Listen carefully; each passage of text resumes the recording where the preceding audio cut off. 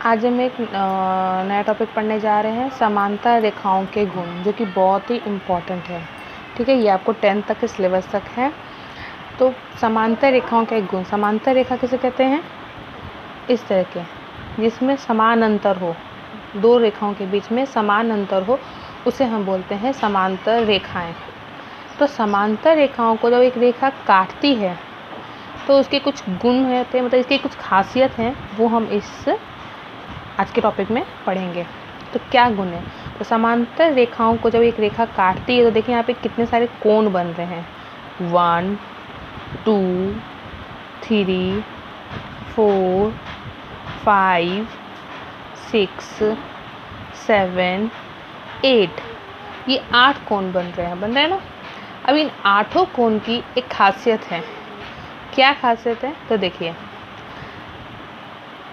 संगत कोण। देखो, इस समांतर रेखाओं के मतलब 4 प्रॉपर्टी है: संगत कोण, अंतःकांतर कोण, बाह्य कोण, त्रियक कोण। इस तरह के चार तरह के कोणों के नाम दिए गए हैं। तो इन चारों कोण की क्या खासियत है? तो पहला हम देखते हैं संगत कोण।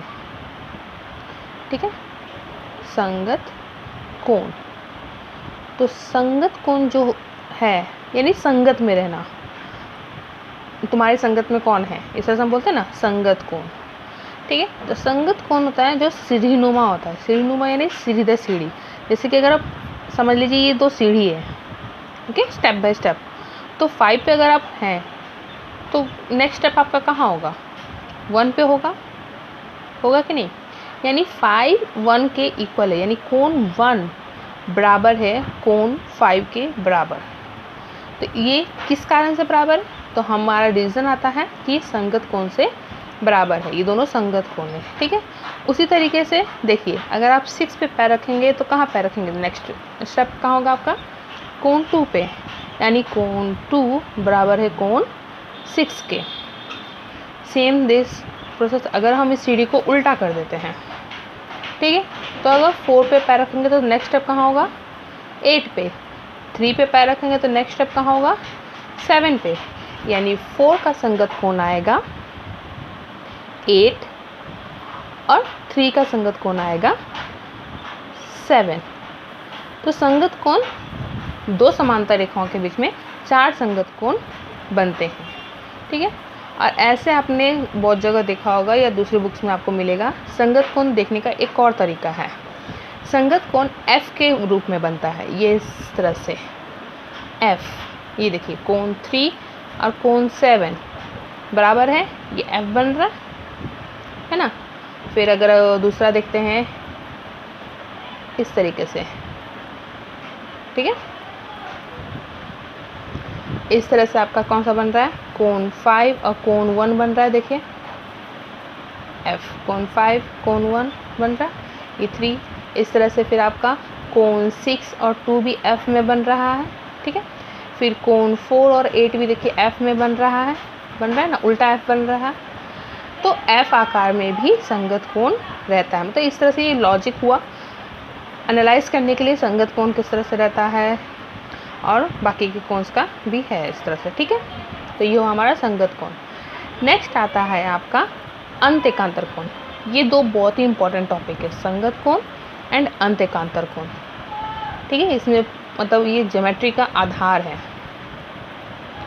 एकांतर कोण, तो अंतःकांतर कोण, थोड़ा वर्ड से ही देखिए क्या है, अंत यानी अंदर में, एकांतर यानी दोनों अलग अलग है, दूर दूर है, एकांत में है। ठीक है, अंत मतलब अंदर में। तो अंदर में 2 समांतर रेखाओं में अंदर में कितने कोण बन रहे हैं? 4 3 6 एंड 5। ये 4 कोण अंदर में, बाकी सब बाहर में है ना। ये 4 कोण हमारा अंदर में बन रहा है। तो ये चारों कोण में अब बोल रहा है एकांतर कोण, ये तो इसके बगल में ही है, ये इसके पड़ोसी है, सामने में ही है। एकांतर में कौन है? 4 और 6 दूर दूर है ना। यानी अंतःकांतर कोण कौन सा आएगा? 4 = 6। अंतःकांतर कोण भी इक्वल होते हैं। ठीक है, उसके बाद कोण 3 और 5, कोण 3 बराबर कोण 5, ये भी हुआ अंतःकांतर कोण। क्लियर है? तो इस तरह से आप मतलब याद कर सकते हैं। या एक और इसका फॉर्म है, मतलब एक और तरीका है याद करने का इसका। अंतःकांतर कोण Z के फॉर्म में रहता है। इस तरीके से कोण 4 बराबर है कोण 6 के। दूसरा z बन रहा है उल्टा, कोण 3 बराबर है कोण 5 के। ठीक है, तो ये z के फॉर्म में बनता है हमारा कौन सा, अंतःकांतर कोण। तो अंतःकांतर कोण भी हमारा बराबर होता है। नेक्स्ट